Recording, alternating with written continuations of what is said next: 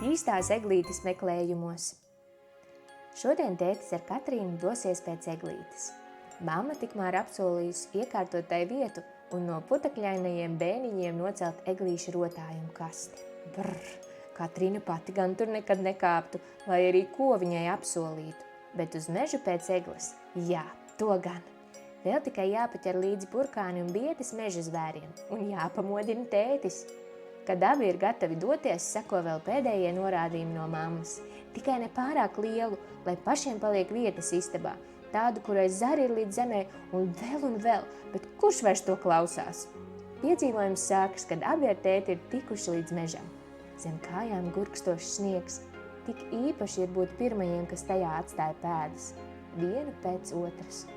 Bet meža pasaulē viņi ir tikai viesi. Izrādās kopā ar viņiem eglīti meklē arī kāda lapsiņa un dzenis, īstie meža saimnieki. Tētis saka, ka jābūt pavisam klusiem, tā lai elpa saplūst ar vēju. Tētis blakus ir tik drošs un sargājošs, bet viņa pati maza nobijusies sniegpārsliņa lielajā piesnigušajā mežā. Brīdi šķiet, ka viņi paliks bez svētku rotas, jo gaisma sāk ietērpties tumšā mētelī. Bet 3 soļus tālāk beidzot viņi ierauga savu īsto eglīti. To, kura mežā gaidījusi tieši viņus.